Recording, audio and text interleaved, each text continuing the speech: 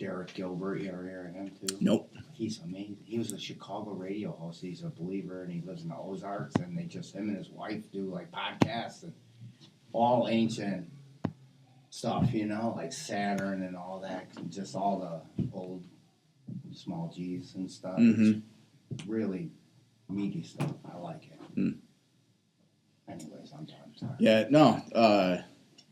Yeah, I'm not familiar with like a lot of the like YouTube people that just because like I never know who to trust, Yeah. Even the first time I heard Heiser, I was like, who's this guy? Yeah. It took me a while to there's like a small group of like trust. I've come to believe they're trustworthy. Yeah. They're along the lines of what we believe. Yeah. David Icke, he's great. Yeah, I never heard of You don't know. He's the conspiracy theorist that came up with the. You mean the coming attractions?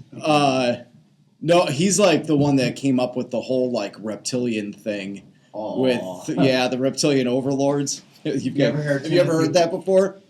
I have. Okay. I've heard it like in passing. I'm not really. I've just. It's basically that there are these aliens from, and we're going to actually not talk about that whole thing, but one of the ancient Near Eastern gods are called the Anunnaki. He believed that the Anunnaki were these aliens that came from a planet out in space, and they were these reptile people, and they've shape-shifted, and they're all in our government, and they've taken over everything. And yeah, you know what I mean. You feel like there should be some truth there. There might be something here. Just that alien part. The Anunnaki. Good morning. Where does that come from? Like Sumer or something? Like Yeah, well, actually, we'll talk about that. They're Alright, they're like higher gods. So you have the Anunnaki or the high gods, and then the Igigi are the lower gods. They were probably like Raphaim or Nephilim or something. It doesn't it's not an equivalent. No. Yeah. Because they're not in the Bible. Yeah, they're just polytheist. So there's points of similarities between them and the sons of God. They're always fully divine, though. Oh. So they're never, unlike the Apkallu, who are sometimes fully divine, sometimes not. The Anunnaki are always fully divine. Oh. Yeah, I never heard between those. It took my friend Rich, the motorcycle guy, it took him out of everything. He's like, no, there's too much here. Now he's like gone. Oh, yeah. He's like, you just believe what you believe. He's like crazy gone. I'm like, I'll just pray for you. We don't even talk anymore. Because he's like, I'm like, you know what, dude? Like, I don't push my stuff on you. And he's like pushing on. He's like made his own religion. Like Christ consciousness. It's the weirdest stuff. He even attacked Franklin. You want the door left open? Yeah, no, you can close it. Yeah. Some of this stuff, that's why, with really young Christians, I caution them on this kind of stuff because it's really easy just to be this is when you're talking about Genesis 6 and all the angels and and just demons in general, it turns into occult knowledge to where people start getting ideas and then they get wrapped into it. It's like, whoa. This is a secondary issue. Our focus is Christ, Yeah, and that's what I always told them. Yeah, it's sometimes I've seen it happen more than once where a new Christian gets captivated by this stuff and then, boom, they're gone. That's what happened. Yeah, but he's always like, "But Christ is my Lord and Savior." But and it's he's got his backup plan. Yeah. Anyways, Yeah. He always comes up in every conversation. And Frank and everybody. Well, that's because you're concerned about him. Right? Yeah. Yeah. All right, let's open in prayer. Lord, we just thank you for the stage. Thank you for this morning that we can discuss some heavier topics and be able to go through history and see how you've worked through history and you've how the truth of what has happened in history has been disseminated through the various religions and various peoples, and we thank you for the providence of archaeology that we are able to see these things and study these things and learn more about the ancient world and more about the Bible and the people of Israel who were ancient people and lived amongst all these false religions. And we just thank you for all this information that we're able to compile now, and just our freedom of access. And thank you for the freedom to worship you, also to be able to meet together in a church every Sunday and talk about these things freely without fear of persecution. We just thank you for that. Just pray that you continue to protect us from persecution as well. We thank you for all these things. In your name I pray. Amen. All right. If you haven't gotten an outline, I left. I think everybody's got one. Yeah, this one's pretty thick. I have no blanks in this one, so that way, yeah, nobody's taking time writing because there's going to be a lot. So, first thing, and I didn't put any of this in the notes, but okay, actually, first thing, books. So, I got 3 books. This one is, all of these have to do with what we're talking about today. This one is facsimiles of translations of ancient Near Eastern texts. It's got all kinds of stuff in here. This one's specifically from Babylon and Assyria. Not too many pictures, but there's just all different writings going back to like 2500, 3000 BC. We'll be going over a lot of that. The Dead Sea Scrolls. This is a copy of the entirety of the Dead Sea Scrolls. Well, except for the stuff that are usually in like book form. So books of the Bible, Enoch, stuff that would take up a lot of space. So these are all like the Dead Sea Scroll fragments. A lot of weird stuff in here. It's also, some of it is very, very fragmentary. So it's not just complete reading. There's places where you'll get ... and then whatever the next line is just makes no sense with what came before, and it's because there's like 2 or 3 pages missing or something like that. So it's very fragmentary, but there's a lot of interesting things in here, most of which we would fit into what's called the pseudepigrapha, or books that are not accepted as scripture by anybody at all. This one is the Ancient Near East. This is a what do you call it? Like a shorter version of what's usually referred to as the ancient Near Eastern texts, which is the scholarly version of every important ancient Near Eastern text to archaeologists, scholars, so on and so forth. This is a much smaller version of it. So it, like things like the Epic of Gilgamesh, it leaves out a little bit of it, or some of the other stories, you might not get the entire thing. So this is just kind of a shorter form, but it's got all of the most important texts in it, and with a updated, the translations in that one kind of difficult to read sometimes, kind of clunky because it's an older English. This one's a little bit more updated English, a little easier to read, and it's got a whole bunch of really awesome pictures in the back of it, which I like pictures. Yep. Pictures are always fun, all kinds of stuff. 1,000 words in the picture. Yep. Thank you. Okay. So he's already seen it. Yeah, he's already read all this stuff. Oh, read the whole book. Not quite. You looked at all the pictures, though, didn't you? Yeah. Of course. And it's important to read the little things under the pictures, too. Yep. So, before we get started on the meat of what we're going through, why are these things important? I thought about that for a bit, and like, why not just jump straight into Genesis? Why talk about all this background history and everything? And a big part for me on why this is important is because of this right here, which is that this guy goes to public school and gets bombarded by atheistic thoughts day in and day out. And he still has 4 years of high school left to deal with it, and then he'll have 4 years at least of college to deal with it. And the amount of people that I've seen, friends, people in the youth group that, that I led, that went off to college and then just fell away, is just exponentially huge. And a lot of it, there's a lot of reasons, but a lot of it is because this is the first time you're coming upon new ideas. And if you only hear just the basic of the basic in church or in youth group, then you come up on stuff like what we're going to go over, and some professor twists it so that, the Bible Genesis account isn't true, because we know that the Genesis account is based on the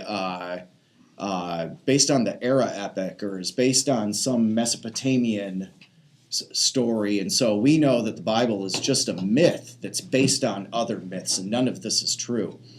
And for young people that have never heard this before, that have a professor who is he's an authority, sits in the same authority as a pastor, but knows the content well enough to back up everything because they're scholars, that is a lot to deal with. And so for me, I believe that I would be remiss if during my classes I didn't go over things like this, because I believe that education in the church starts with the adults and trickles down to the youth. And so if we're not hearing these things, if we're not at least somewhat familiar with these, no one's talking about them, then it'll never get introduced to these guys. And they have nothing, when they go out into college and they're basically being fed to wolves, they have no basis to stand on. Because if all you're told throughout all of your Christian education is that Genesis was written by Moses and that's the end of it, and you don't know that there's other theories, there's atheistic theories, there are theories written by people who just don't care about the Bible, and they've got a little bit of validity to them, an 18-year-old isn't going to be able to think their way through what makes sense and what doesn't make sense, and they just get eaten up. So being able to go over these things within the wall of the church, so that way the adults have some kind of a basis to stand on and then can pass it down to the youth, I believe is super, super important. So that's why I talk about these things. It's not just to sit and teach a class about fun, interesting history stuff that really doesn't have anything to do with anything. I think all of this is very important, and like I said, it's for the sake of the younger ones in particular. Okay, so getting into this. So we're going to go over the ancient Near Eastern religions and texts, and part of the reason that I didn't go through much of Mesopotamia when we were going through world religions and cults, sorry, I want to check something real quick, was because I knew I was going to be teaching on this, and knew I'd be hitting most of this at some point. So that's why me and Frank kind of skipped over that. So we're going to kind of divide this up by Egypt, Mesopotamia, Greece, and then go through all of these major works, the Dead Sea Scrolls, and talk about the important points, when they were written, and then we'll kind of do a summary at the very end. So our first section's Egypt, and we have the Memphite theology, the Turin Kings List, and Manetho's Egyptiaca.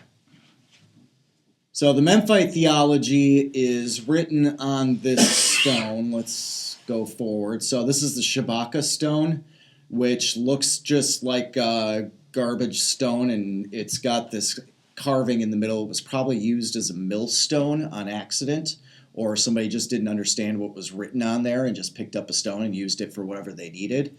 And as it turns out, it's got all these hieroglyphics on there, which tells us the Memphite theology. So this stone is from about 700 BC, but the content that's written on it is probably from 2500 BC or earlier than that. And the interesting thing about the Memphite theology, first, Egypt's mythology is extremely complex. And to be able to go through all of what the Egyptians believed, it is so involved. And even just like, this is the Memphite theology, this is from Memphis. Memphis's like chief god was Ptah, But you might go to Hierapolis, and now their chief god is Ra, because they worshipped the sun god over Ptah, the creator god. And then depending on where you're at, they've got their different patron deities and how they interact with each other, and who's on top, who's more important, changes from place to place. And it's just, Egypt's theology is just much, much more developed. And a lot of that reason is because Egypt didn't take part in as many wars as, say, Babylon did or the Sumerians did in Mesopotamia. They were kind of sectioned off by themselves. So in terms of like their societal development, Egypt was a little bit less on the physical technology or the wartime technology, whereas Babylon was really, really good with their weapons and tools and things like that. But their theology is much simpler, much, much simpler. It's because they were always in a state of warfare, so they couldn't develop their thoughts on their beliefs as well as Egypt could. So the Memphite theology is the only ancient Near Eastern example of creation by spoken word outside of the Bible. So it features Ptah, and this is Ptah here. He is the central deity. He was the patron god of Memphis. And Ptah creates with his mind, or in the text it's called his heart, and with speech, in the text it's called his tongue. So he speaks into existence Atum, Horus, and Thoth, who are three of the central Egyptian gods. So there's kind of a point of contact here with the Bible in that God speaks and creates light. God speaks and creates other things. There's a similarity here, but this is not exactly the same as the Bible because this is not creation from nothing. There is still this primordial chaos that exists out of which Ptah comes and from which he creates things, but his method of creating is still just the spoken word. Whereas in most of the other ancient Near Eastern mythologies, they're using clay, or they're using their spit or blood or something like that to create men or create the earth or whatever. So the Atum, the Horus, and the Thor, what are those? Those are all different deities of, I can't remember which one does which. So I'm other not different- huge. They're other deities, yeah. Yeah. Horus usually plays a huge part in Egyptian mythology, and a lot of critics of Jesus have said that that Jesus is based on the Horus myth. Which if you go on YouTube and you look up, there's an account from a Lutheran guy who has a church out in Shanahan, I think, and it's called Lutheran Satire, and he's got a couple of pretty funny videos where a priest confronts Horus, and Horus is this cartoon character. He's the god that has the falcon head. He's the god with the falcon head. But anyway, Horus mocks the priest and talks about how he's actually Jesus, and the priest comes back with him, and it's a teaching tool to teach you how the differences between Jesus and Horus. And then Horus changes into Isis and says, "Oh, now I'm Isis," and some of his videos are hilarious, but his name is Lutheran Satire. He's on YouTube, and his videos are really, really funny. All right, the second one, the Turin Kings list. So this is a list of pharaohs. It's written on a papyrus. There are other kings lists that are written on stone, usually in like hallways around reliefs, inside of pyramids or things like that. This one's written on papyrus. It's dated to about 1200 BC. And as you can see, that's a picture of it right there. As you can see, it's very fragmentary. We don't have the entire thing. It's missing a lot. Written during the reign of Ramses II. So possibly Ramses II could be the pharaoh during the Exodus. Possibly. There's a couple other possibilities. There's basically two different views. There could be an early date for Moses or a later date in about the 1400s. But Ramses is usually the go-to for the dating of the Exodus. This contains 11 columns of pharaohs. So starting on the right-hand side, because they're reading from right to left, starting with right-hand side, there's 11 columns of listings of this pharaoh who reigned for this many years, this pharaoh who reigned.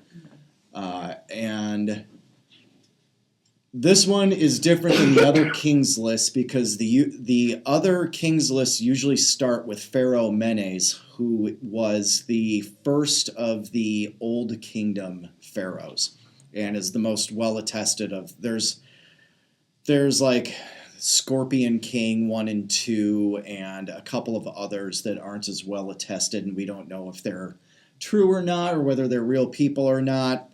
There's also the Palmero stone, which has a text at the very top of kings that come before the accepted Egyptian dynasties, and we don't know who any of those names are. So there's some possibility that there are other pharaohs out there. We don't know whether they're real or not.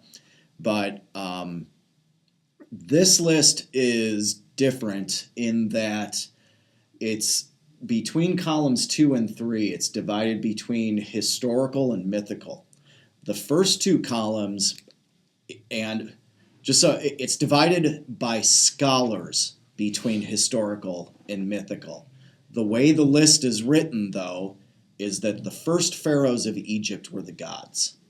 So just the same way where we have like what's called a cartouche. So a cartouche would be, if you've ever seen the movie Stargate, you're probably familiar with this, but there's like a circle, and then inside of that you'll have your little little drawings of the guys and stuff where it's got the hieroglyphics inside of it.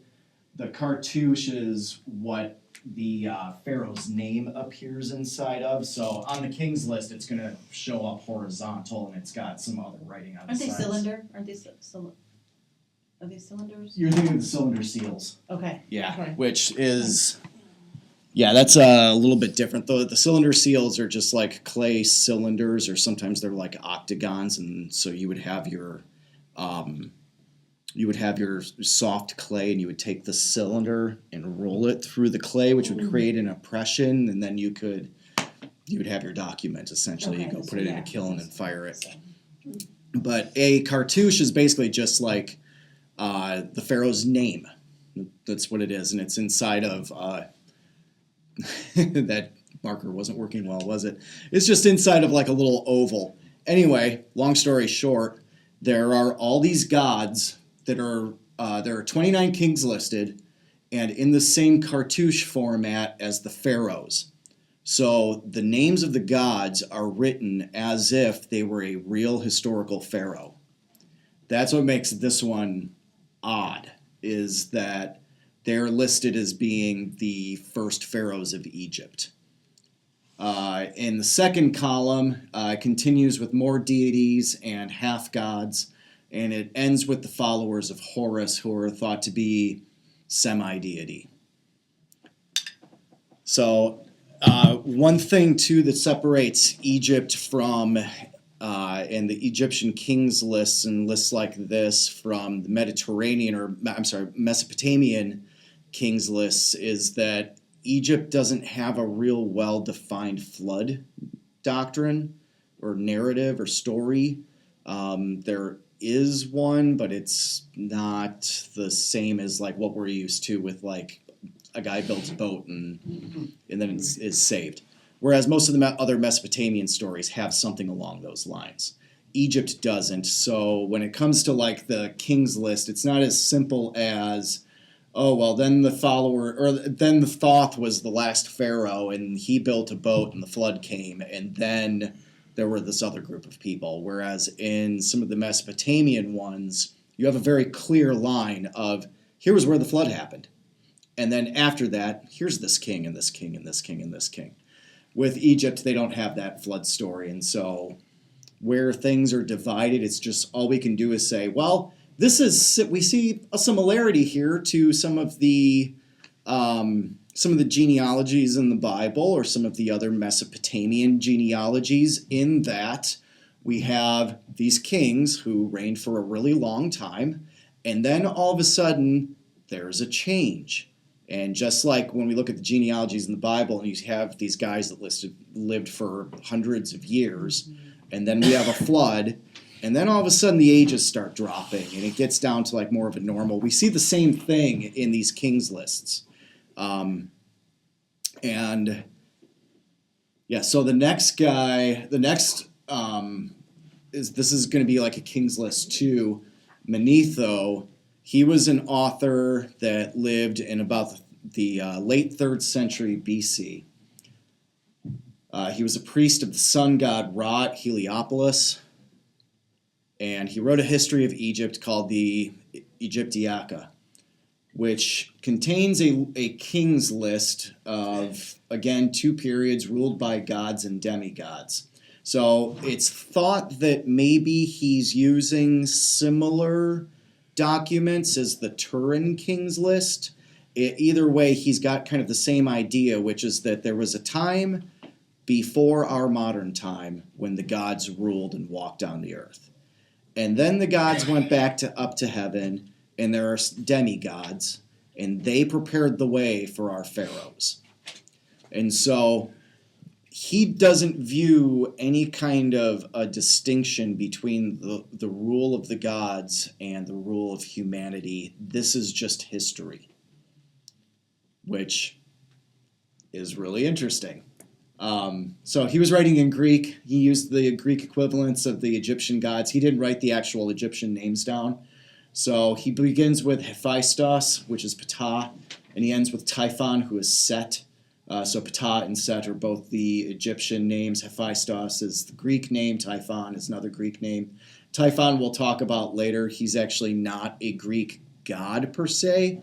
He's a monster, so not quite a titan, not quite a giant. He's a monster, and we'll talk about him later. But he lists several Greek gods that reigned in this prehistory era. They reigned for 11,900 years until the Second Dynasty, which begins with Horus and ends with Zeus, or in the Egyptian would be Amun. So if you Amun-Ra, Amun is usually coupled with Ra sometimes, so that it's 2 gods, they're becoming 1 god. In Manetho, Zeus, it takes the place of Amun, and they reign for 12,841 years.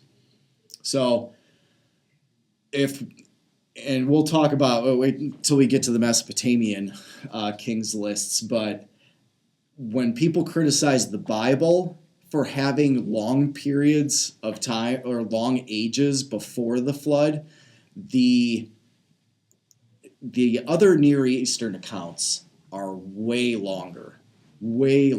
So you've got, I think that there's, can't quite remember, maybe 8 gods in the first era, and they're reigning for 11,000, almost 12,000 years. This is way longer than what the Bible says, way longer. So Manetho and the Turin kings list are going to be very similar in that they're seeing a reign of the gods on earth where they are kings, actual real kings that have reigns, and they come one right after another. And then they've got these demigods, so the hemitheoi, the half gods. Those are going to be like in the king's list when I said about the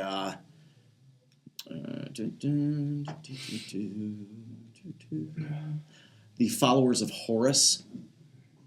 In the Greek, the followers of Horus are called these half gods, hemitheoi, half god.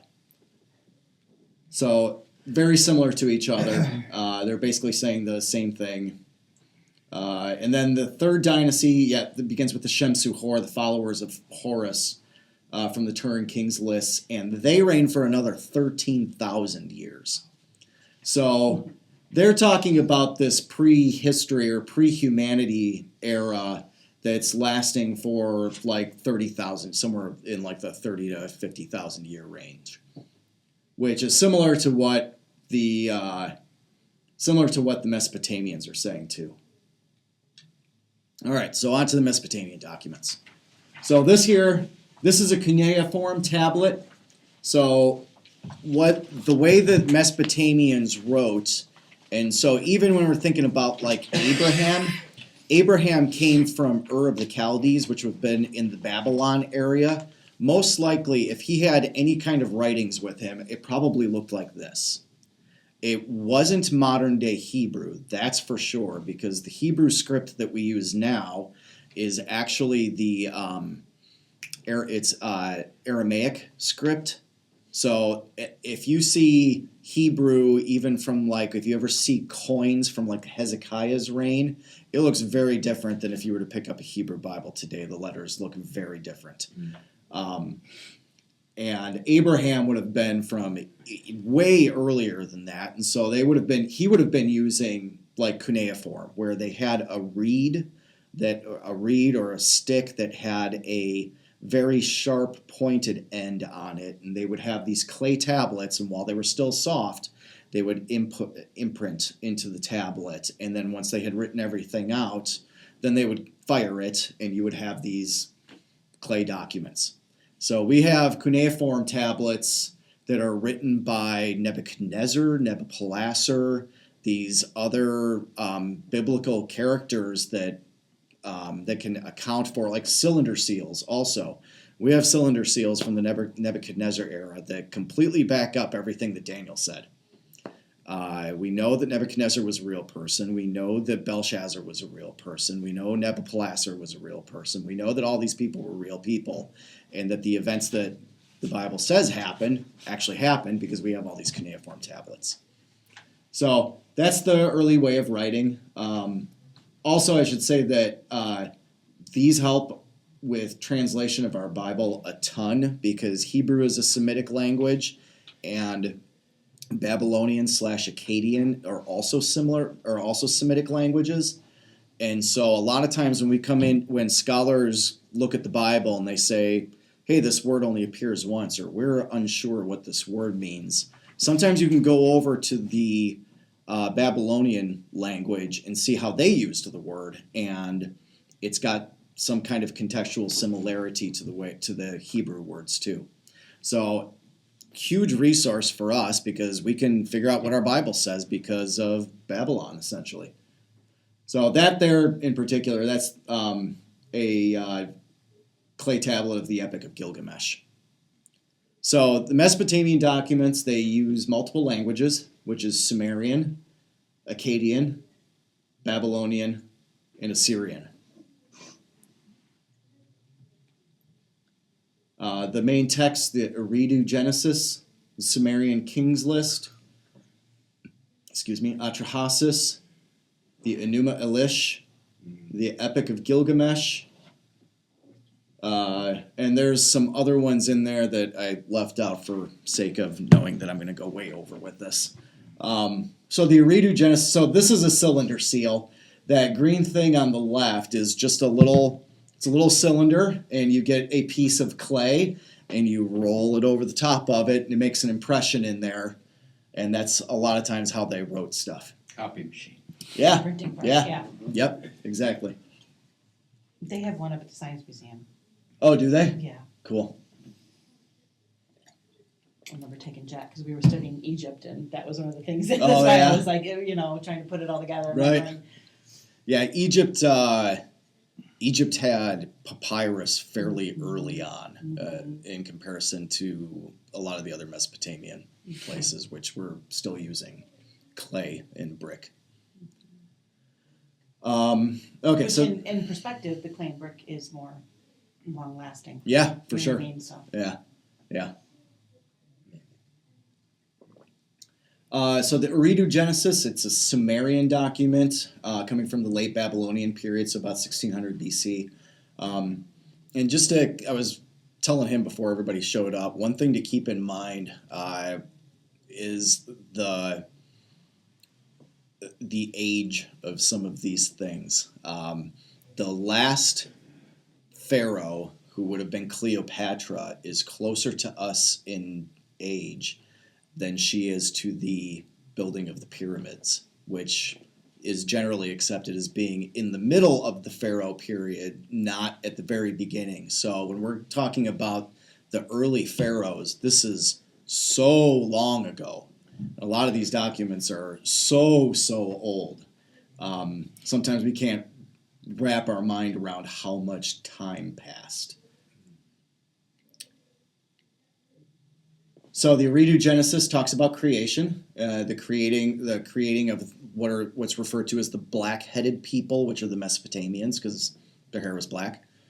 There are 5 pre-flood cities listed with their kings, and most of the kings are deities. They use different names for them than what are used in most of the myths, but they're an equivalent name from the Sumerian into like Babylonian or something like that. But there are 5 pre-flood cities that are listed, and they've got kings. After the creation of humanity spreads, and this is kind of a common theme. They make a lot of noise, and they essentially annoy the gods. And so the gods get mad, and they decide to destroy humanity because they're making too much noise. And so in the Eridu Genesis, Enlil, who is one of the higher deities, persuades An, Enki, and Ninhursag to destroy humanity with a flood. Enki is the god who created humanity. He warns Ziusudra, who is the Sumerian version of Noah. He warns Ziusudra of the coming flood. So Ziusudra builds a boat and he saves people and animals. So very similar to our flood story. The difference is, though, and this is obviously like a very Hebrew difference that can be stated across the board, is that there are no concept of holiness or any kind of like a moral reason for the flood. It's always, how do I want to put this? Humanity has almost no dignity in other civilizations. In the Hebrew civilization, humanity has dignity. We are a race that is meant to be under a covenant God and is held to a standard, and God created us for his own purposes, not just not to do work for him, not to provide him with food, not to take care of him. So there are very like glaring differences between these Mesopotamian stories versus what the biblical account is.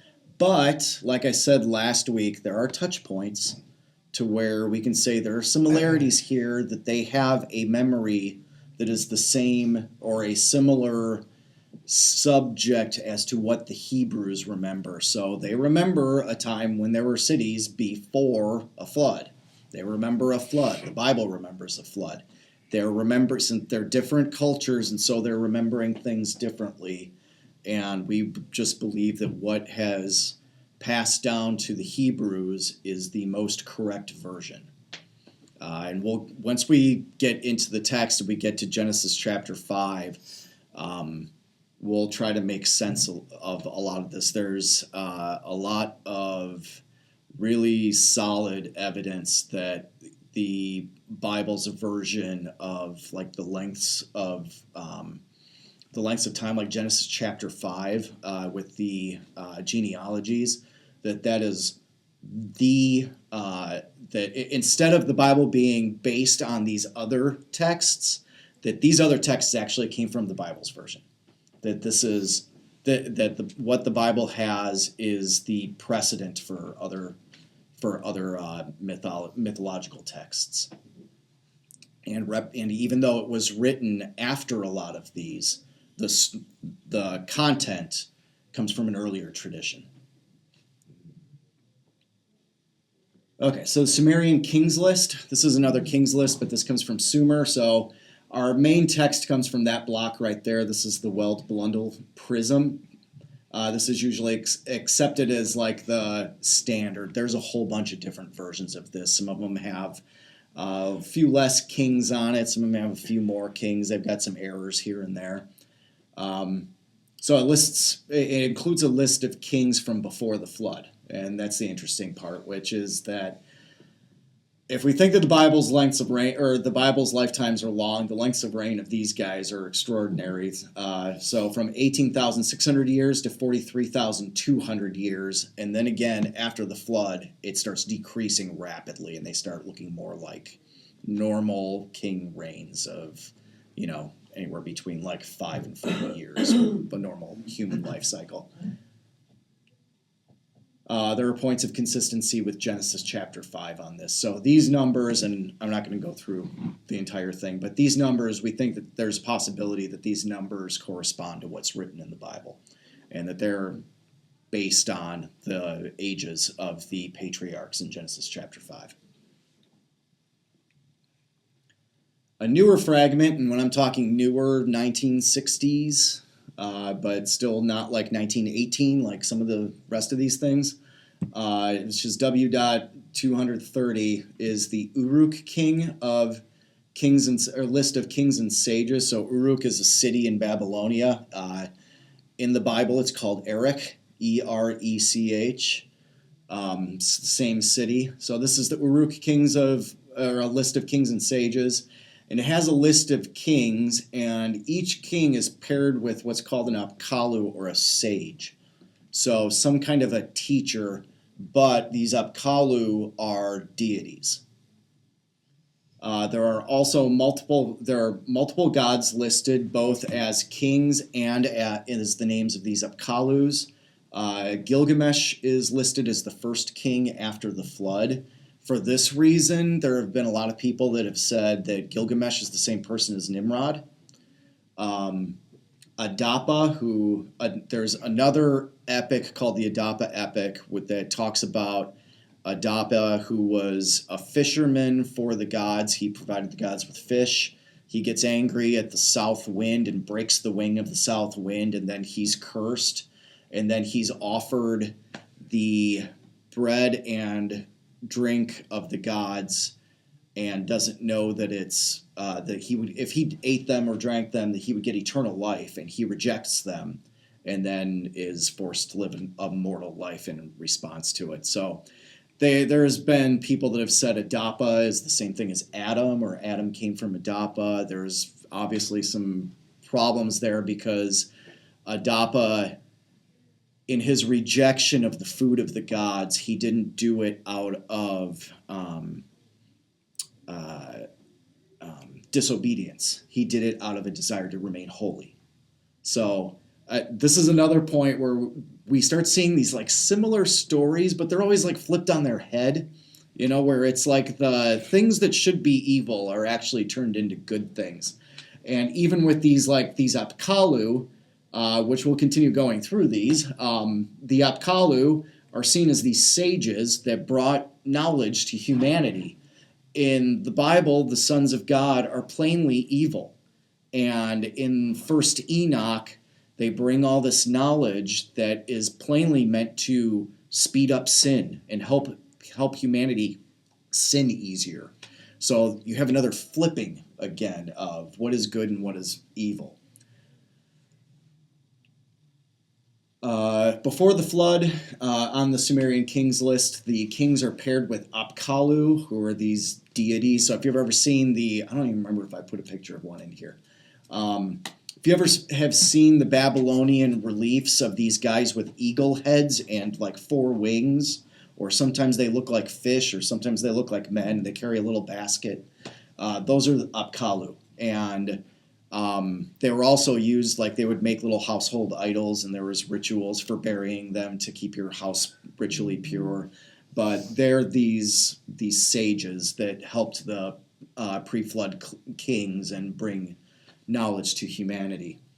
So after the flood, though, the apkallu are then replaced with umanu, who are scholars. So what archaeological scholars have said is basically that you have this group of scholars existing in Sumer that are a class of people, and they are like they're the upper echelon of society. They're the scholars. They're the people who have the knowledge. In ancient societies, a lot of times you had to base your standing on something. Why is it that I should have credibility? Well, because me as a scholar, I come from these apkallu, these deities. So our knowledge, my knowledge that I possess, comes from the heavens. And now I've got a reason to, now these Umanu scholars have like a basis for why they should be accepted in society. Atrahasis, this is another, so this is Akkadian from 1700s. It's named after Atrahasis, who, like I said, in the Sumerian kings list, he's one of these gods that shows up there. It means exceedingly wise. And this is another flood myth. We have the Anunnaki, who are the higher gods, and the Agigi gods, who are the lower gods. And the Anunnaki are forcing the Agigi to do labor. And they are digging canals, they dig the Tigris and the Euphrates River, and they get sick of it. And they're like, wait, we need to change something here because we're tired of doing all this work. So Enki creates humanity, so that way the gods don't have to work anymore, and that way humans can do the work for the gods. Same thing happens again, though, where humanity gets all over the place, and then they start making too much noise, which upsets the gods. So they send a flood to destroy all of them. Atrahasis builds a boat and then survives with some animals. While the flood is on the earth, all of humanity disappears, and the gods are now hungry, and they realize, hey, we made a mistake because we have no one to feed us anymore. So when they find out that Atrahasis has survived, he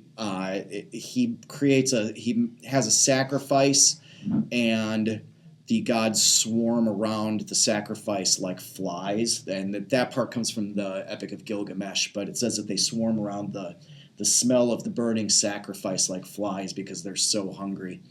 You know, you compare that to the God of the Bible. There's a similarity there, which is a lot of times when we see a sacrifice made, it talks about the sweet aroma going up to heaven. But does God need us to feed him? No, it's a covering for sin. So again, we have this, there is a lack of holiness here altogether, a lack of morality. The sacrifices are just there because we're here to please the gods and to do their bidding. So they restrict population growth because they don't want to deal with the noise through introducing ritual chastity. So in terms of like priests and things like that, they introduce the idea that priests are not to take wives or take husbands or whatever, so that there will be less children, infant mortality, and then they also introduce death. So that way there's less people on Earth. The Enuma Elish, so this is on the right, this is Marduk. On the left, this is Tiamat. Enuma Elish means when on high, which is the opening line. The main texts are from Akkadian, from the library of Ashurbanipal, who is an Assyrian king. He's also found in the Bible. They mostly all date to the first millennium BC. But the text comes from way earlier, it's probably in like the second or third millennium. The main story is about Marduk, or Bel. So think like Belshazzar, that Bel is the god Marduk. So Marduk's ascension to the top of the Babylonian pantheon. So he is one of these lower gods in the beginning, but the rest of the gods get tired of Tiamat, who is creating all of this chaos wherever she goes. And so they pick a champion for themselves, and this champion is Marduk. And Marduk goes and kills Tiamat. He cuts her body into two, and then creates the heavens and earth from the two parts of her body.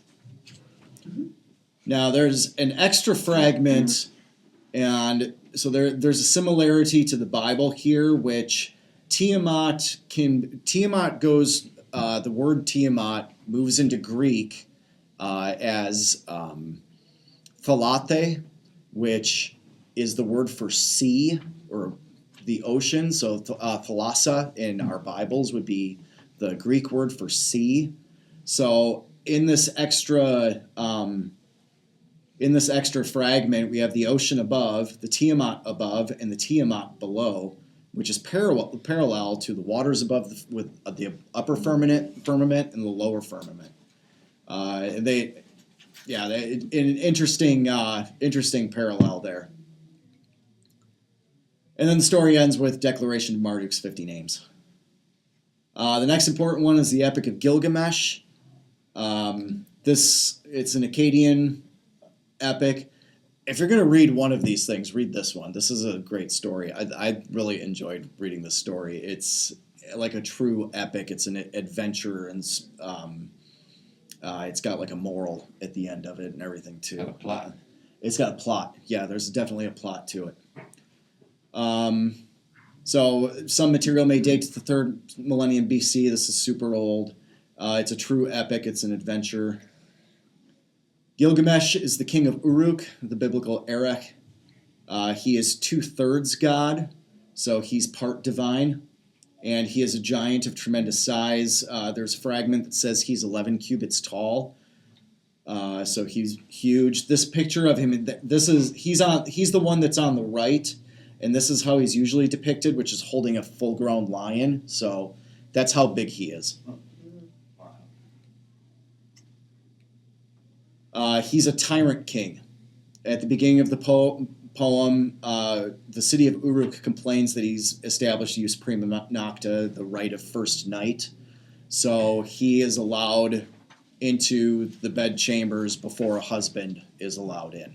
So he's a complete tyrant. It says that he holds constant strength contests and is just super oppressive. The men are tired all the time because he's forcing them to work, and he uses the women freely. So he's a pretty horrible guy. But compared to what we know of the giants or the Nephilim from the Bible, the citizens of Uruk complain, and they ask him to create a Uruk god creates a twin who's Enkidu. He's also a giant.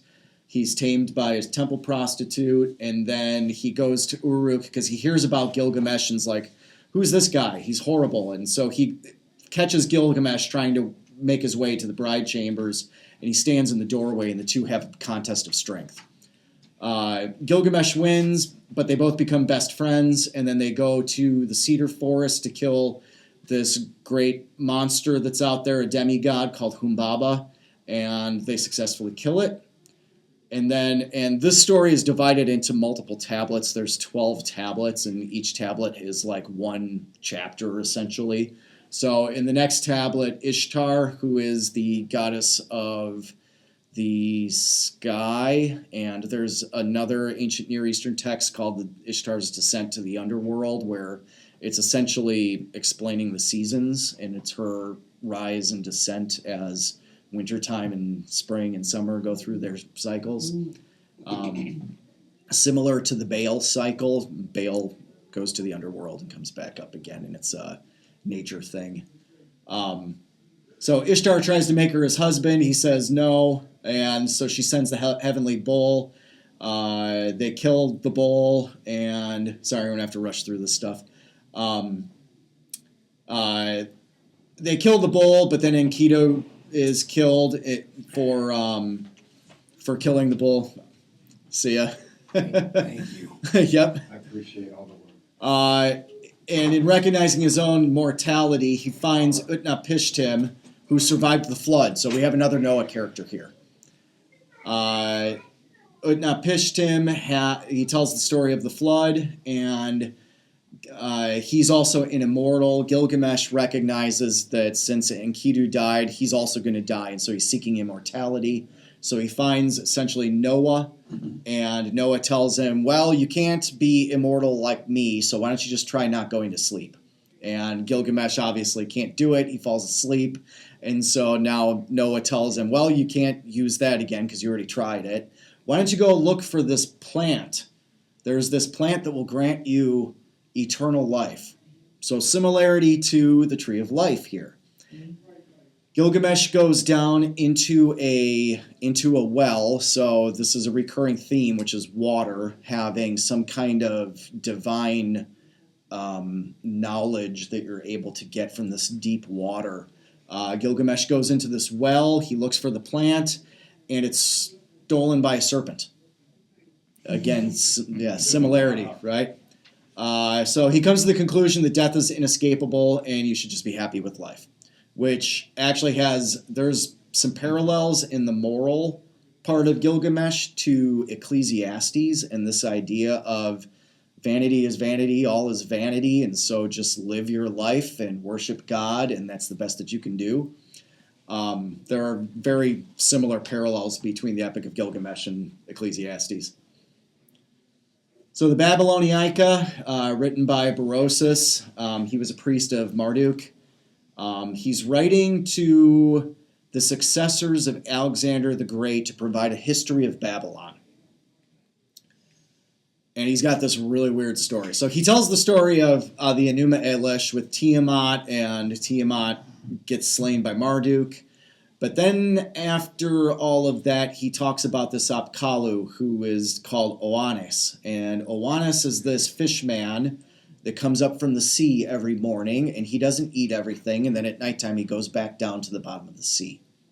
And he is the responsible one for teaching humanity all of its technology. And Oannes shows up in the Sumerian Kings list. He is the first Apkallu. And he also shows up in a couple of other documents as being either the first man or the first divine teacher of humanity. He's kind of shows up in a few different places. And Adapa, I talked about Adapa a bit. Oannes, which is the Greek form, he's the first Apkallu. Adapa is also the first Apkallu.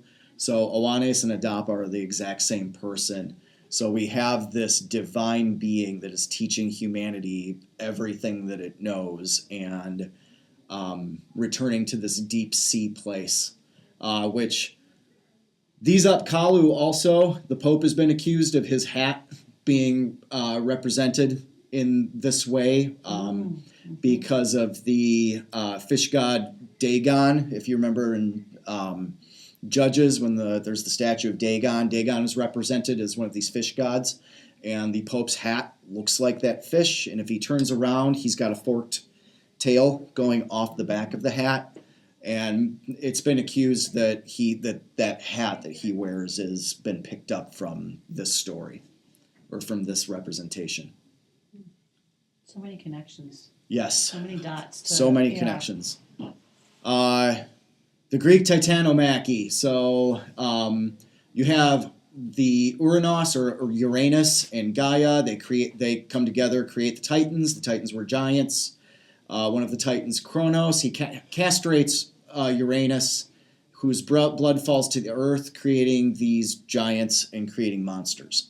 So heaven, the sons of God, the earth, the daughters of men, come together to create giants. Kronos has 5 children. He eats them. The 6th, Zeus, is hidden from him. Zeus poisons Kronos.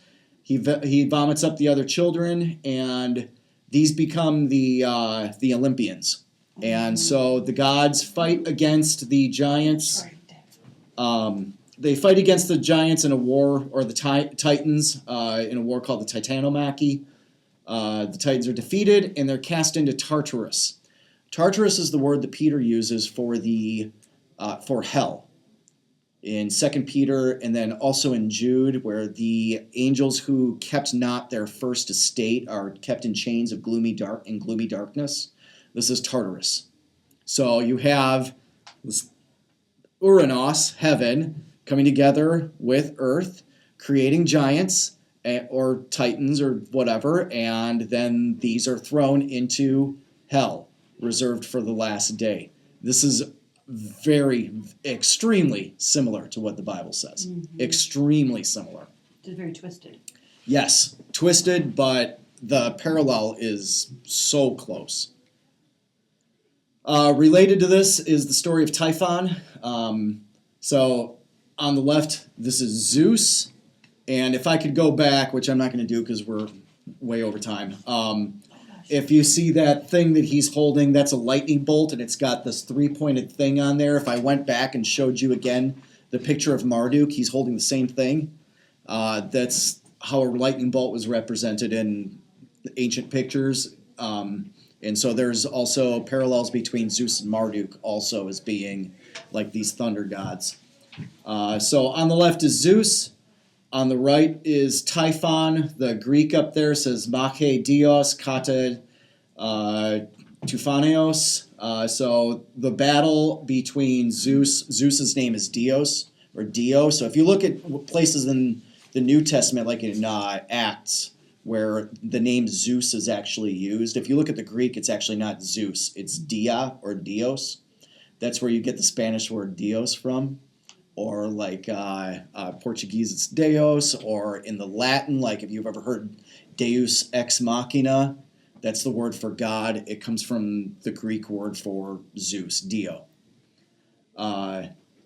Typhon is very similar to the Titans, the child of Gaia, who is Earth, and Tartarus, who is Hell.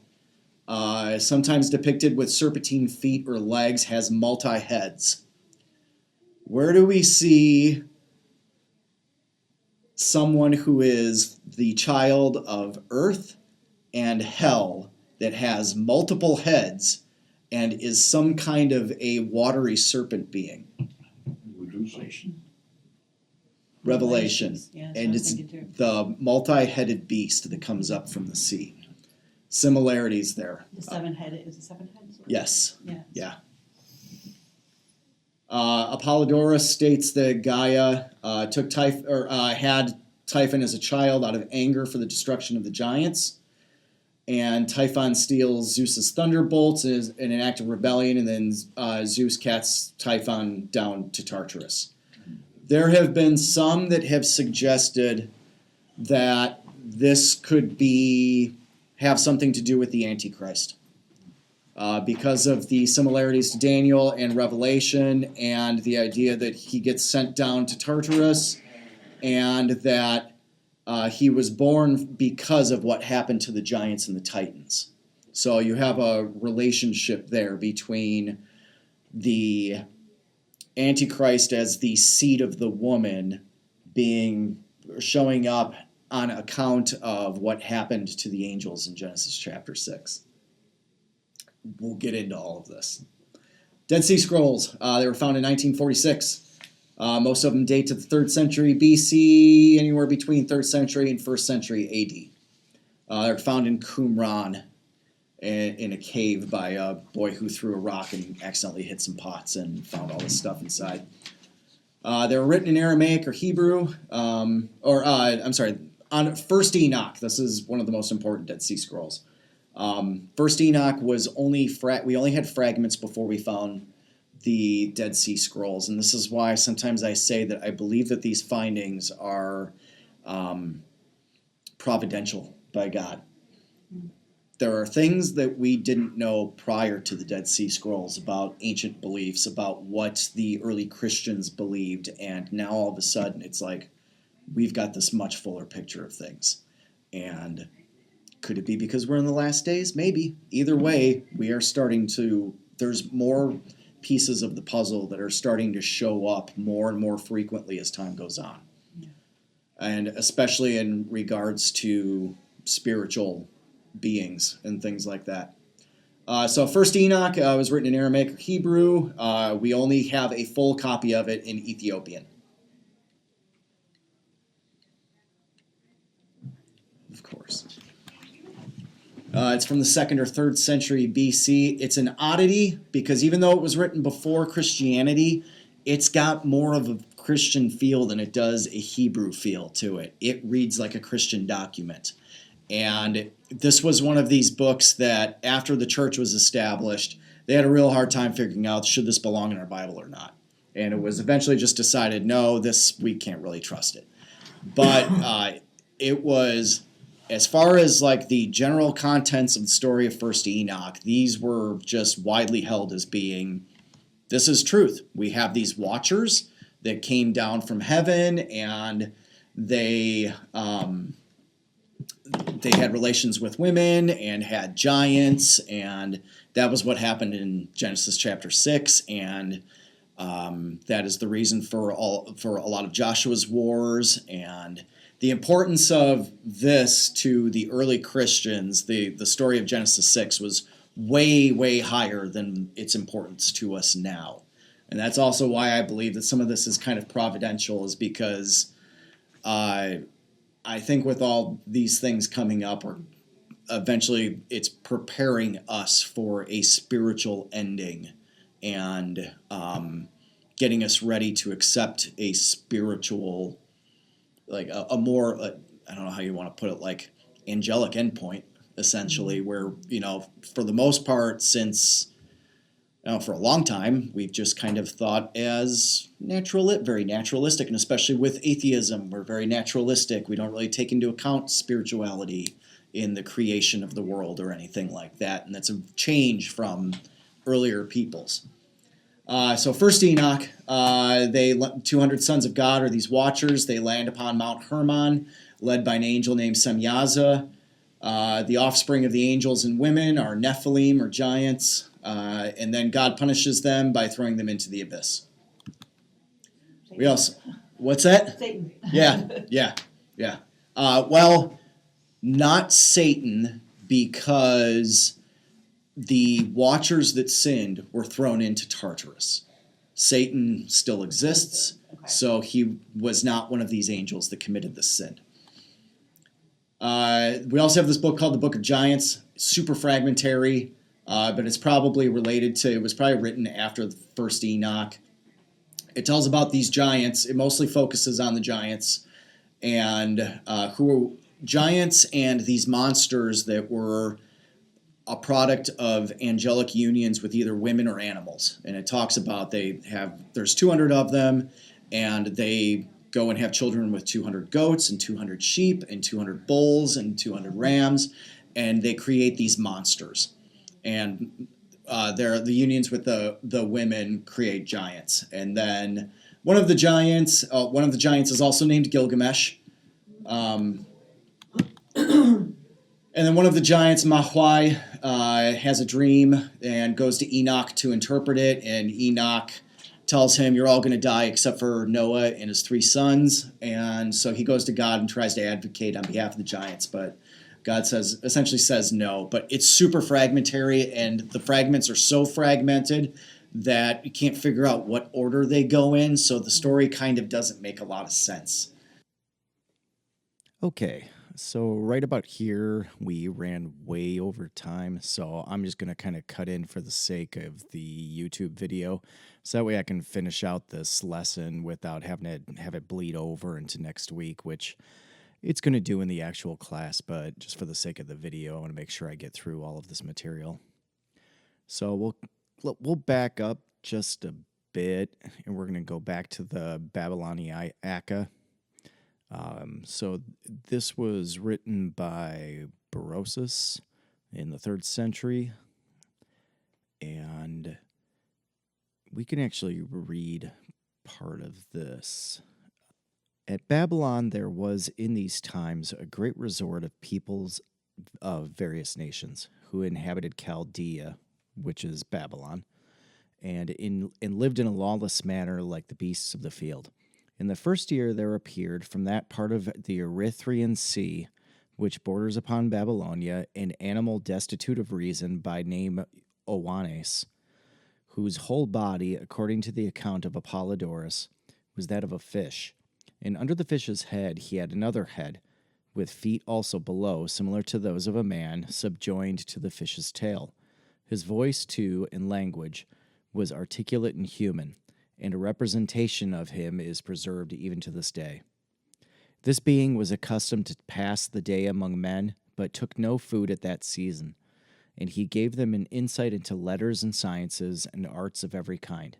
He taught them to construct cities, to found temples, to compile laws, and explained to them the principles of geometrical knowledge. He made them distinguish the seeds of the earth and shewed them how to collect the fruits. In short, he instructed them in everything which could tend to soften manners and humanize their lives. From that time, nothing material has been added by way of improvement to his instructions. And when the sun had set, this being, Oannes, retired again into the sea and passed the night in the deep, for he was amphibious. After this there appeared other animals like Oannes, of which Berosus proposes to give an account when he comes to the history of the kings. Moreover, Oannes wrote concerning the generation of mankind and their civil polity, and the following is the purport of what he said, ...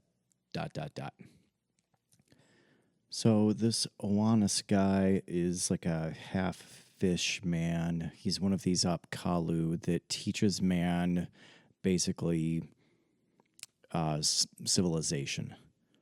He's found in a couple of other places also. Oannes is his Greek name. He's found as Uana, Oan, or Adapa. If we look at the Bitmaseri king list, the very first Apkallu is Uana. He's given the name Uana, who accomplishes the plans of heaven and earth. And then it continues on and gives the list of other Apkallu as well. We can also go to the Sumerian kings list. After the kingship descended from heaven, the kingship, it was in Eridu. In Eridu, Alulim became king. He ruled for 28,800 years. Alajar ruled for 36,000 years. 2 kings, they ruled for 64,800 years. Then Eridu fell, and the kingship was taken to Bad Tibera. So Alulim in the Sumerian kings list is the same person as Ayalu in the Uruk kings list. So the first line of the Uruk kings list says, during the reign of Ayalu, the king, Adapa was sage. So we have Adapa, who is Oannes, as the first Apkallu that helped this Ayalu person, and Ayalu is showing up in 2 of these different kings lists. We talked about the Greek Titanomachy. There, as I went over it, I started to get kind of confused back and forth, which actually is a historical thing because the Greek authors do the same thing, but there is such a thing as the Titanomachy, which is the war of the Olympians against the Titans, specifically the Titans. But then there's also the Gigantomachy, where the Olympians fight against the giants, which in the Greek is the Gigas or Gigantes. That's where we get our English word giant from, is Gigantes. Both of them are related to one another. I think we can move on from this, though. I think I went over this pretty well. In talking about Typhon, I don't want to stretch this parallel too much. There just has been some parallels stated between what's been said about Typhon and what's been said about the future Antichrist, but that doesn't mean that one is based on the other, or especially what I don't want to go too far with is this idea, this parallel between Typhon and the Titans/giants, and then saying that the Titans/giants are parallel to the Nephilim. Therefore, Typhon is parallel to the Nephilim. Therefore, if Typhon is parallel to the Antichrist, that the Antichrist will be Nephilim. It have to be real concrete that the Bible does not say that the Antichrist will be a Nephilim. There's a parallel there, it exists, but there is zero biblical evidence that the Antichrist will be Nephilim. I think there's some good points there, but it has to be something that has to be held with an open hand. Okay, Dead Sea Scrolls. So First Enoch, I went over that already, but one thing that I just do want to stress is that in our Protestant orthodoxy, we have a very well developed doctrine of inspiration.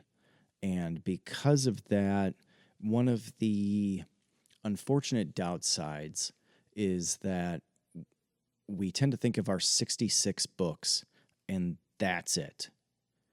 We're for some reason okay with reading modern Christian authors, scholars, but there's even a hesitancy in reading the church fathers where there's this kind of taboo where it's like, if it's an ancient document, then we will only read it if it's inspired.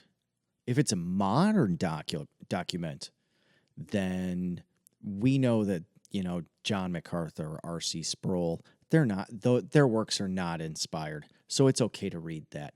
But for some reason, we can't take that same mindset and apply it to the Dead Sea Scrolls or to a church father or even to just a general Christian, maybe a pseudepigraphical writing, such as like Shepherd of Hermas or something like that, the Didache. For some reason, we as Protestants start getting really iffy about that. It's like, oh, the Didache. Well, is that in the Bible? Okay, it's not. Well, then I don't need to read it because it's, it falls under the category of doctrines of men. And it's like, no, it's got some really good things in there. I mean, you want evidence for being pro-life as a Christian. Well, the Didache sets an example for us as Christians for saving children from exposure. And this is being written in the early second century, maybe, but I think it's first century. It's definitely the first Christian writing that we have outside of Scripture. So, I mean, these texts are great to read, and there's nothing wrong with having them on your shelves. And you just got to understand that they're not inspired, but they do have a certain weight to them where we definitely know, especially in the case of like First Enoch, this was highly influential on Christians and Jews in general, and definitely on the biblical authors.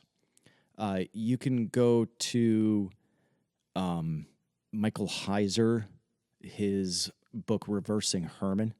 In the appendices, he's got a list of New Testament and Old Testament usage of pseudepigraphical writings, and First Enoch is in there, and it is quoted all over the place. And it's not held as canon. It's not held as scripture, at least not by everybody. I mean, there might have been some people, and we can't read the minds of the New Testament authors. We don't know how closely they held it. But as just, the general principles that are stated in First Enoch, the existence of watchers, the idea that the watchers copulated with women and produced giants, and that the watchers were sent to a holding place that's in the underworld. Maybe the specifics. So is Semyaza or Semjaza or Semihaza, depending on what translation you're reading, is he a real angel? Well, maybe not.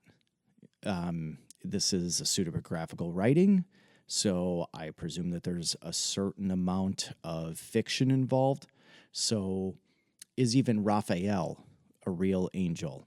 Well, maybe not. We don't know.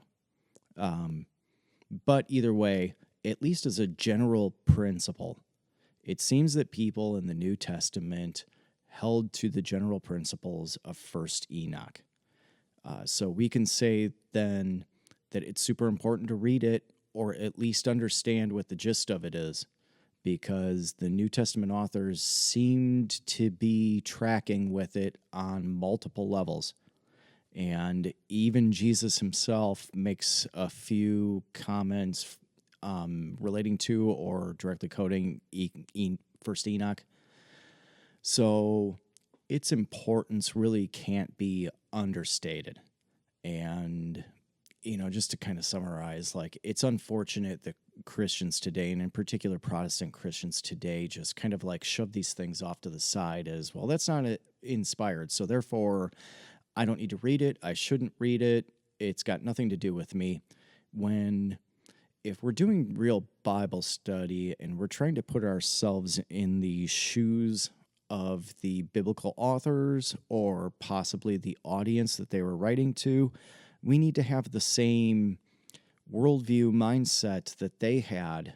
And how are we going to have that if we don't possess the same documents that they had, that they were reading, that they may even, in some cases, had as part of their canon? And we might understand that it's not part of our canon, but that doesn't keep us from not studying it or not knowing about it, not having it on our shelves. I think we get the points. I'm kind of overburdening this point, but suffice to say, we shouldn't just write off all these books. They do have value to us as Christians in our modern day and age. We should be reading the Church Fathers. We should be reading pseudepigraphical works. We just have to understand that it's not canon, and we can't add it to Scripture. So we can't take the things as First Enoch as being absolute gospel truth. What is stated in Scripture is enough for us, but we just have to understand that what is stated is written within a certain cultural milieu where there are things that they don't have to state because it's common knowledge. And First Enoch makes up part of that common knowledge. So we can apply the same principles to the Book of Giants.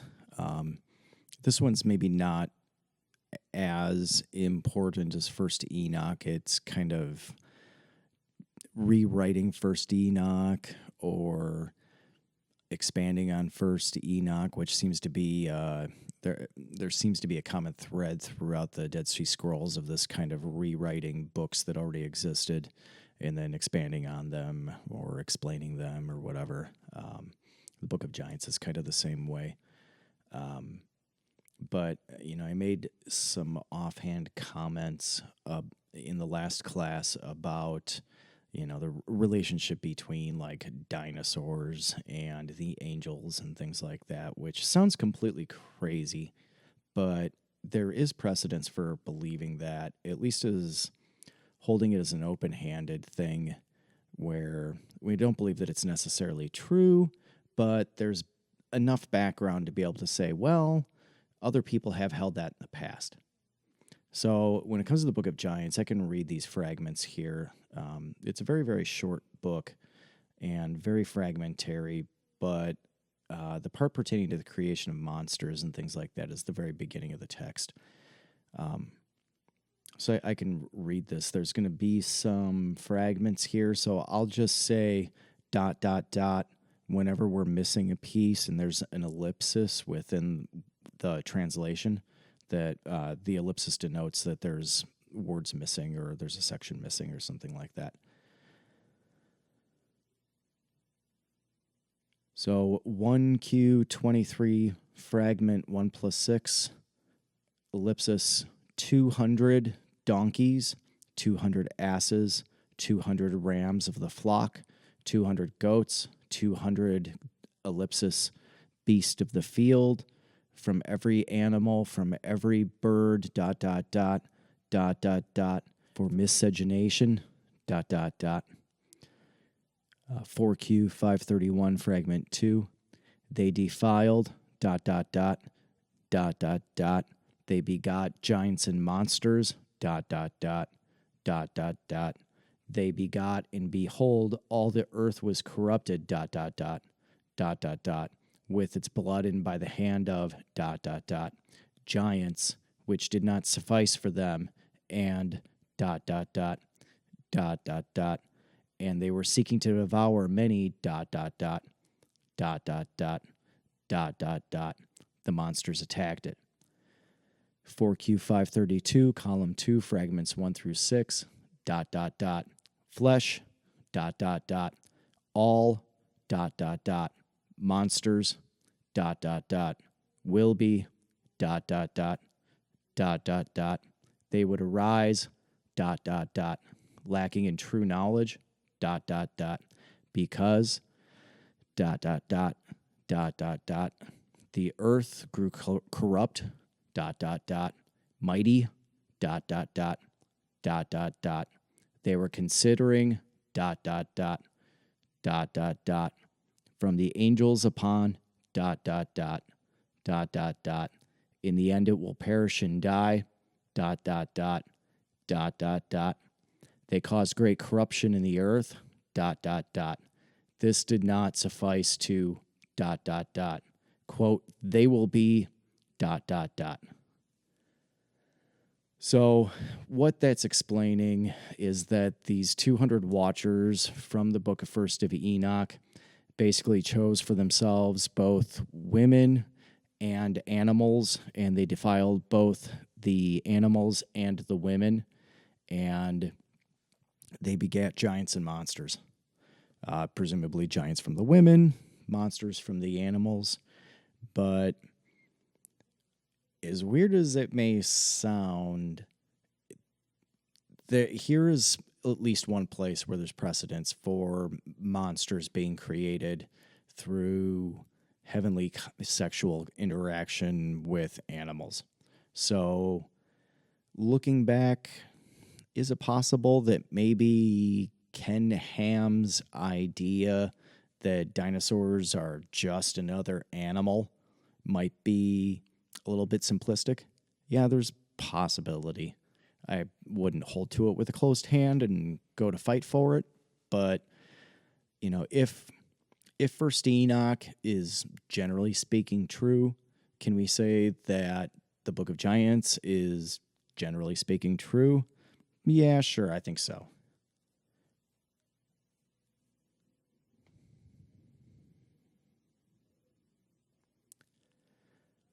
Okay, so getting to the place that I left off at in the class is these important motifs that we're seeing through all of these ancient Near Eastern texts.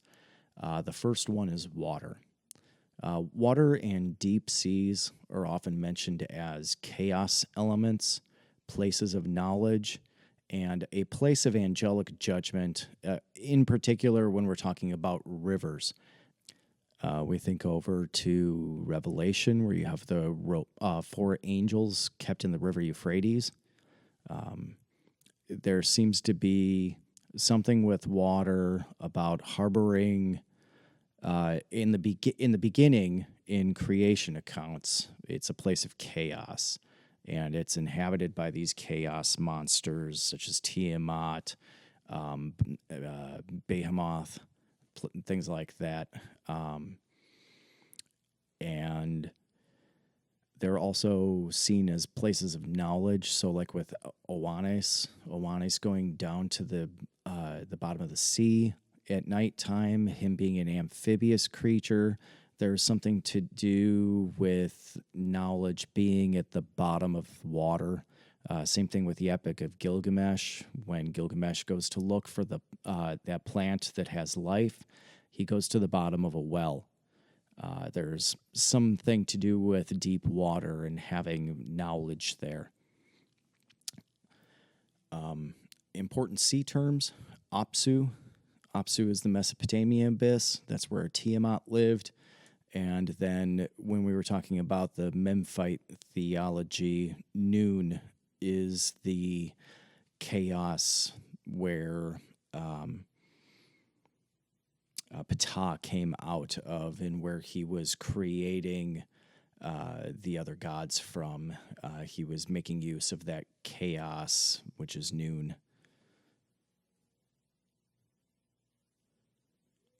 Related to water is monsters.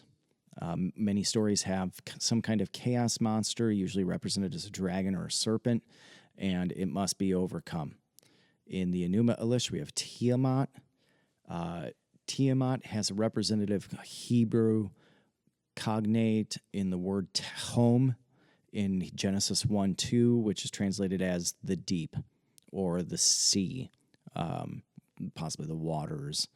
Tehom is related to Tiamat. Also, I think I brought this up during the class section in this recording, that the typical Greek word for sea is thalassa. That comes from the word Tiamat. We have Litanu in the Baal cycle. He's a servant of Yam, the sea god. Litanu is a great serpent. He's one of these chaos monsters. The Hebrew cognate for Litanu is Leviathan, which is in Isaiah 27:1. And then we also have the Greek ketos, the sea monsters. This is used for the Kraken monster defeated by Perseus. So, the story, you think back to the 60s movie Clash of the Titans. Perseus goes and fights against Medusa the Gorgon, cuts her head off, puts it in a bag, takes it with him. And then his future wife Andromeda is tied up to the rock. And then the Ketos, or the Kraken, is released to presumably eat her or whatever. And Perseus uses the head of Medusa to defeat the Kraken. The ketos is the word used in the Septuagint for the Hebrew Tananim in Genesis 1:21, where it says that God made the great sea monsters. So what's being said here, again, I want to stress that the Bible is not a science book. So, what are these sea monsters? Is this like some kind of dinosaur that lives in the water, or some specific dinosaur, like, I don't know, like the Loch Ness monster or something like that. It is not concerned with that. The Bible doesn't care about that. What it's drawing attention to is that these sea monsters that are part of this primordial chaos, God created them. They are subservient to Him. There is nothing for Him to struggle against. There is no kind of combating between Yahweh or Elohim with these primordial beasts. They're just another creation, and He is sovereign over them. Okay, the next motif, divinities teaching humans. The Apkallu sages of Mesopotamia are the basis for Babylonian supremacy. So, why is Babylon so great? Well, because we had the Apkallu. We had them teach us. That's why we are Babylon the Great. That's why we have all these wonderful technologies. That's basically what makes us better than all of the rest of you. Like I said during the class section, there's a turning of the story on its head, whereas the Mesopotamian people are viewing these gods and demigods as being a positive thing for society. The Bible is clearly saying that they are evil. They are leaving a primary estate, which is their spiritual abode, or possibly leaving, in the case of First Enoch, the Watchers are tasked with bringing goodness to humanity, but they leave that in order to bring technology to humans that is clearly an evil technology. There's nothing wrong with painting your eyes as a woman, but plainly in First Enoch, it's taught to the women so that way they can be more sexually attractive. It's to help humans sin better. and these Apkallu sages, the teaching of humans, this like secret knowledge, this kind of all goes back to this like old Gnostic heresy and goes back to the Garden of Eden, which is that there's this secret knowledge that resides with higher beings that we can attain to if we were able to meet them. So within like cultic thinking and like true Gnosticism, you know, we could either be meeting a divine being or we can have some kind of an esoteric spiritual moment where we learn something that we wouldn't be able to have learned had we not had some kind of spiritual interaction with a higher being. Dr. Michael Heiser brings this up as the foundational point for all of the UFO conspiracies. You know, what is the big deal with aliens? Here we have a being that has reached a higher technological significance than us. They are further along the evolutionary ladder than we are, and they are coming down to us so that way we can learn from them. And they're so much better than us, and they're going to bring us up to their level. You know, if an alien, quote unquote alien, was to make itself known to us, I couldn't imagine seeing it anything else other than a demon, because this is what we see out of Satan in the garden. This is all these stories about the Apkallu or the Watchers or whatever ancient Near Eastern thing is going on here. It's all the exact same thing.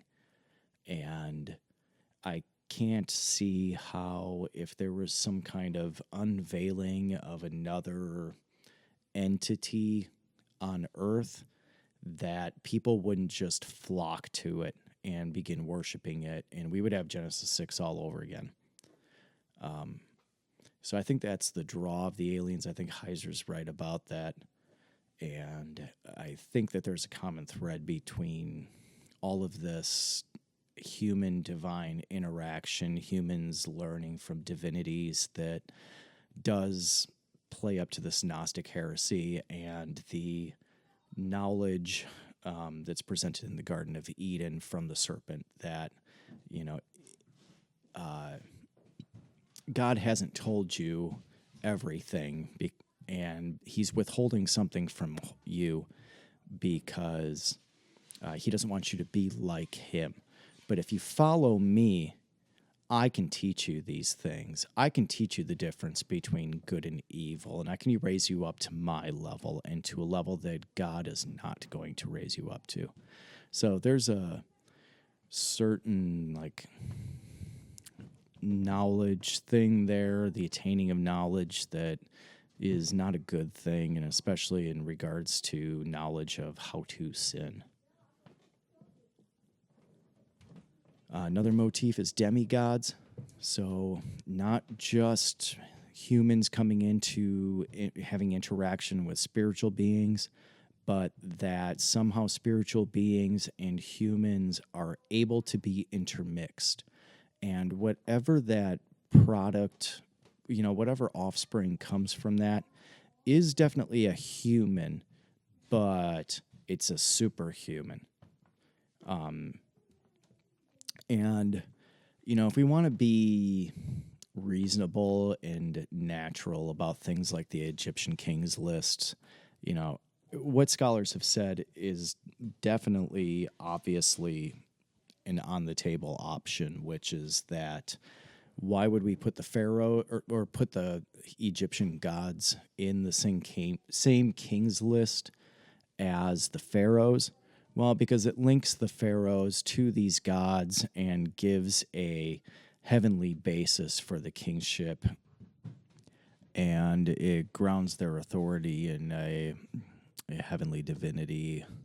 This is the whole basis of like ancestor worship and stuff like that. You know, even with other cultures like the Japanese, where your abilities, maybe as a swordsman, or the a primacy of your clan is going to be based on who you're related to, who your lineage is, what clan are you a part of, who were they aligned with. And the same thing could be going on here, which is that the gods are listed in the same lineage as the pharaohs to give legitimacy to the kingship. On the other hand, there's parallels here, you know. With Egypt, we have a whole lot of things going on here. I've made, again, this is something that I don't want to come down real hard and firm on, but there has been obviously just recently, within the last, 5 years, there's been a lot of speculation as to the possibility of there being two Egypts, a pre-flood Egypt or antediluvian Egypt, and a post-flood Egypt. And basically what happened is that this antediluvian Egypt had something to do with the world religion, which revolved around the worship of a serpent or serpents. And then the flood came, put an end to all of that. And then after the Tower of Babel, when people kind of spread out again, they went and found the pyramids and all of these drawings and carvings and things like that, and basically just picked up the Egyptian religion and then started to add to it from there. There seems to be a lot of Egyptian, particularly in the visual aspect of what how their religion is represented, that revolves around like snakes and all of these half man, half god people. The pharaoh is said to be a divinity, but plainly he's a man. He wears a serpent on his forehead. Obviously, I'm not really sure what it's called. It's definitely not the crown. The crown is for Upper and Lower Egypt, but the serpent hood thing that they wore on their heads, that's to make them look like a snake. And that comes from these statues and things that we find scattered around the Great Pyramids and other Egyptian sites. Could all of this be from before the flood? Yeah, maybe. But either way, obviously the Egyptians revered the pharaoh as some kind of a god on earth, and his legitimacy comes from the gods themselves. And there was something here in regards to the king lists that I don't know that we can just completely write off the idea that your average Egyptian didn't think that the pharaoh was actually in the family line of a god, that he wasn't actually a son of Horus or something. I think scholars writing off that and thinking that the ancient people really didn't believe this, and this was, these kinds of things were just ways that the ancient mind could wrap themselves around, like the seasons or stuff like that. There might be some truth to that, but did your average Greek person believe that, Zeus was a real god? I think so. I don't think that he was just a concept. I think they really did believe that he existed. So is the same thing going on with the Egyptians? Maybe. Same thing with the Apkallu in Mesopotamia. We have different kinds of Apkallu. We have fully divine Apkallu, but then we also have partially divine Apkallu. If we look at the Apkallu list from Bitmesseri, let's go ahead and read the whole thing. Uwana, who completed the plans of heaven and earth, Uwanaduga, who is given broad understanding, and Meduga, to whom a good fate is decreed, Enmelgadama, who was born in a house, Enmebeluga, who grew up in a river flat, Anenlilda, the purification priest from Eridu, Utuabsu, who ascended to heaven, which I'm going to make a little commentary here. Remember, we talked about the abyss was Apsu. This Apkallu's name, Utuapsu, is related to the Apsu, the abyss. And so you have Apkallu again being related to this deep sea, this chaos sea. And obviously, this list of Apkallu are being portrayed as 7 sages. They are people to be learned from. So, continuing on. The pure carps, the carps from the sea, the 7 Apkallus, born in the river, who keep in the order the plans of heaven and earth. Nungal Piri Galdim, the Apkallu of Enmerkar, who brought down Ishtar from heaven into the sanctuary. Pirigal Nungal, born in Kish, who angered the god Ishkur, Adad in heaven, so he allowed neither rain nor growth in the land for 3 years. Pirigalabzu, born in Adab, Utab, who hung his seal on a goatfish and thereby angered the god Enki/Ea in the freshwater sea, so that a fuller struck him with his own seal. The 4th, Lunana, 2/3 Apkallu, who expelled a dragon from Ninkianguna, the temple of Ishtar and Shulgi. The 4 Apkallus of human descent, whom the Lord Enki/Ea endowed with broad understanding. Okay, so that ends the Bit Messeri. So we have Apkallu who are both, all 3. We have Apkallu who are human. We have Apkallu who are part Apkallu. And then we have Apkallu who are fully divine, which seems to mirror what we see in other Eastern religions and what we see is portrayed in the general idea of the angel's understanding or angel's interpretation of Genesis chapter 6.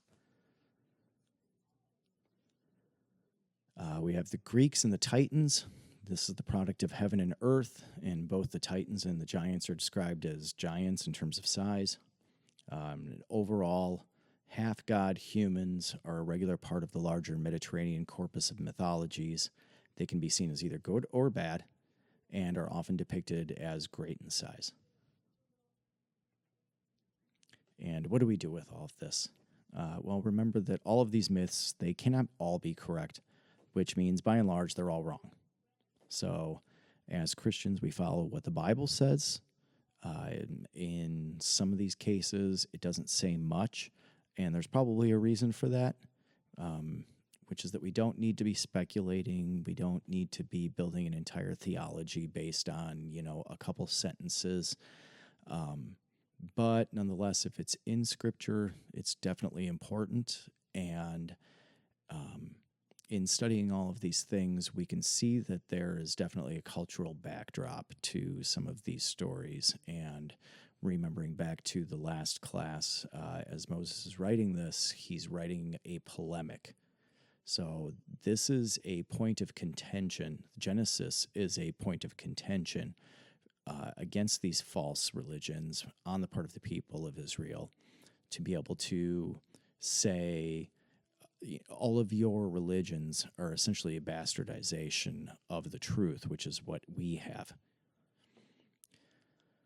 So the important part is that there are connecting threads that tell a transmission history of certain motifs. We have backdrops for passages and ideas existing in Genesis and the Old Testament generally. Know the differences between these stories and the Bible. This helps us defend against those who say we only have a mythology based on other mythologies. And like I said at the very beginning of the class, this is very near and dear to my heart. Having served in youth ministry and also being just a church brat that grew up in the church, I've been attending church for my entire life. seeing so many people fall away.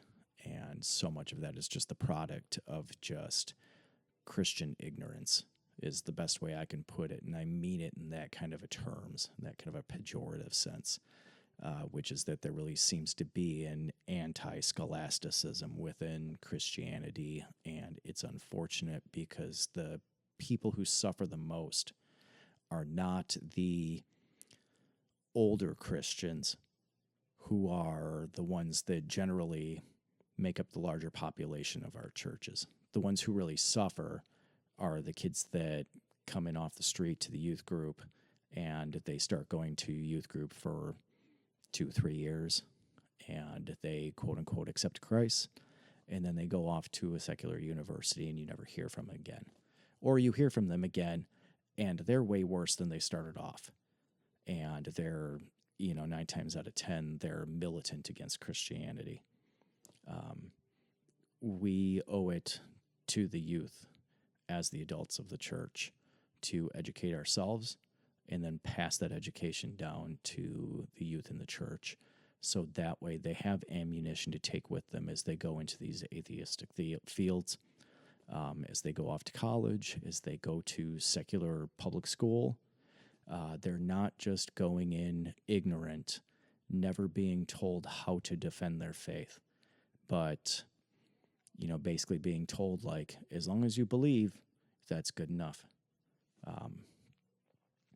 We owe it to them, and we owe it to ourselves to learn about these things, to spend time reading, to give ourselves and to give other people a means by which we can defend our faith and defend our beliefs about the authenticity and veracity of Scripture. So next week we'll actually be getting into the first chapter of Genesis. The next video will, because of the nature of the class, I'm going to have to go over these last few slides where I left off at, but we'll be getting into Genesis next week. I appreciate you guys watching, listening, and God bless.